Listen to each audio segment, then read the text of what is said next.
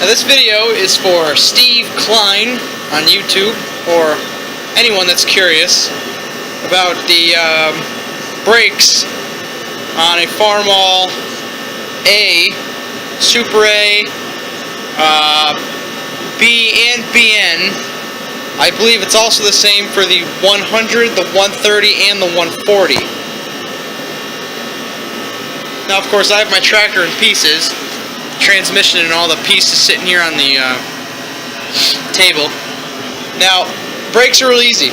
All you do is unbolt the final drive here. Now, this would be on the ground, so you can tilt the camera, and this would be up towards the seat, and on the ground, your wheel would be like here.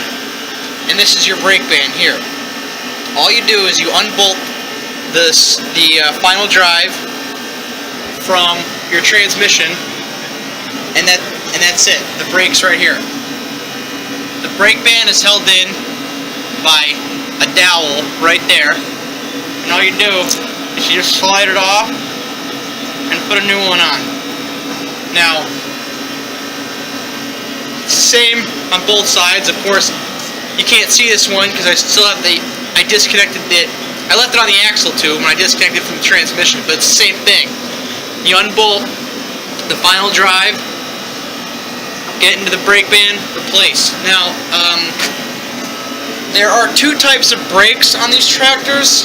I believe this is the old style where it's the band and the rod are one piece here. And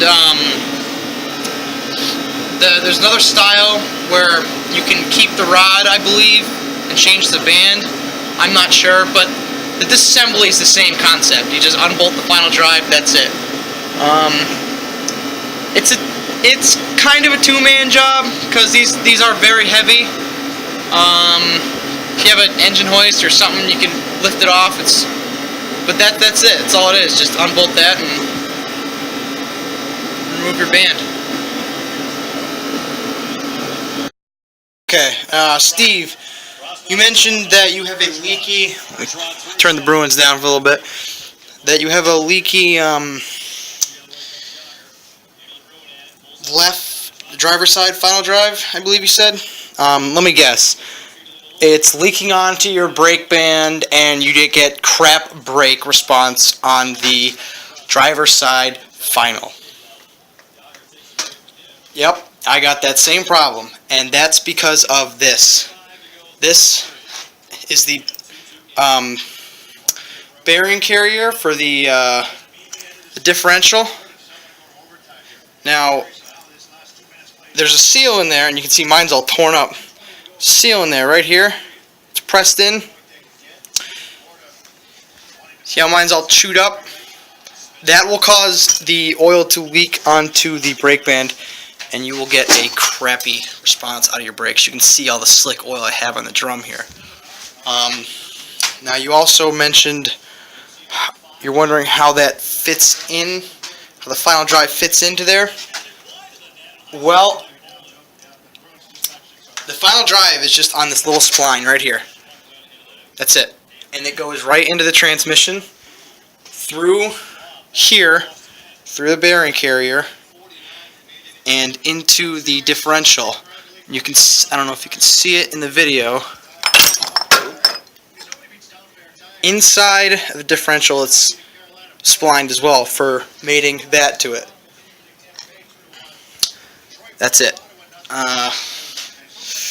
Yeah, and the reason why the brakes on the always go on the driver's side is, I guarantee you.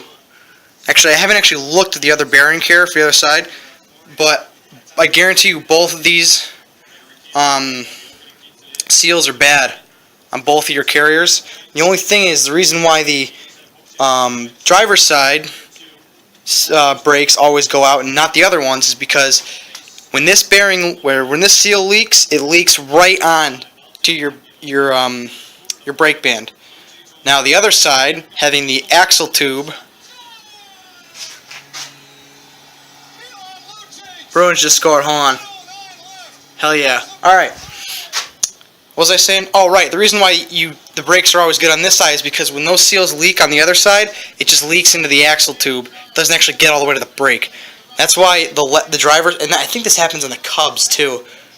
That's why you have horrible brake response on the driver's side and not on the other side. But if you're broken down enough to the point where, if you've broken your transmission down enough to the point where you're going to replace these, do them both. And now the only way to replace these is, of course, you got to take your whole differential out, which I do believe you can do while it's still on the tractor. You have to pull off both your final drives and block it up. But you can, I believe, you can leave the transmission on the tractor, because if you take the carriers out on both sides, you can just lift. You can just lift. Once the carriers are off, this will just lift right out. And maybe you saw it in my other video. All I did was pull the other one out and it came right out. Just got to make sure that when you take it off, do not lose your shims here. Keep the number of shims that were on the carriers with the carriers, because if you misplace a shim or don't have the right ones, your bevel gears here will not line up correctly and you will cause some major damage. That is about it. I think I covered everything he asked. Let me know if there's anything else.